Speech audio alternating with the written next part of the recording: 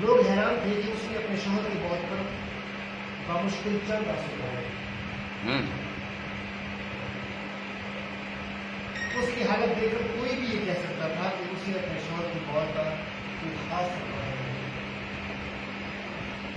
وہ یوں اٹھ کر بیٹھی تھی جیسے یہ سب اس کی مرضی کی اہمیت کا ہوا ہے۔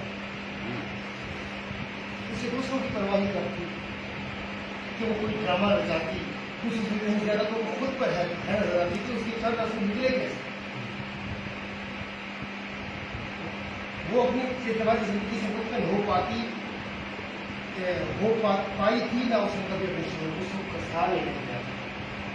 اس نے کون سا سکھ پایا تھا جو بدلے میں اسے پیار محبت تھا۔ والدین بھی کچھ بہت سادہ ہوتے ہیں، اس کے تو سب سے ایسا ہے ایک کلر کے پلے اپنی نٹ کٹ بیٹی بچانے کیا سوچ کر باندھ دیا۔ جانتے بھی تھے کہ ان کی بیٹی لہروں کے خواب دیکھنے، ہواؤں میں اڑنے اور ڈائجسٹ پڑھنے والی ہے جو کسی انجانے اندھے کے شہزادے کی راہ دیکھتے ہیں۔ وہ روئی مچلی تڑپی مگر اس کی ایک مچلی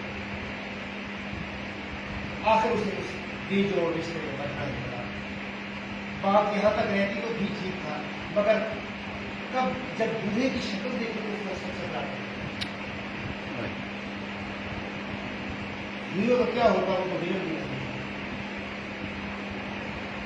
پھر جیسے جیسے اس نے زندگی کی 18 بہاریں اس کی وجہ سے نظام بدلتی گئی، پھر یوں آپ کو اٹھا بستر پر پڑ رہا تو 3 ماہ کی مدت میں ہی لکڑی کا خرچہ سا ہوتا رہ گیا۔ کیسا سو جب تک ہمت تھی چلتا پھرتا رہا مگر جب بستر پر گیا تو اور 6-7 ماہ ہی بیکار اور اس کے خواب ہوا۔ اس کے دفتر کے ساتھ قاضی کو آئے تو اس کے یقین بیٹے کو یہ تسلی دے کر گئے کہ 1 ماہ کے اندر اندر وہ گریجویٹی کے 18 لاکھ دے جائیں گے، ساتھ میں پینشن بھی ملا دیں گے۔ بیٹے نے جب یہ خوشخبری ماں کو دی تو ماں نے حیرت اس کو مطلع اور پھر واقعی 1 ماہ بعد ان کو وہ خبر رقم ملی تو خوشی سے ماں کو اس کا بیٹا شور تھوڑا اچھا کاریگر تھا، اسے یقین تھا کہ وہ شور لگائے گا تو اس کی پھر مل جائے گا۔ پھر پینشن کی جب تنخواہ کے برابر ہر ماہ ملنے لگی تو زندگی کی ایک بار اچانک اسے ہندوستان کی کئی ہوئی بات یاد آئی۔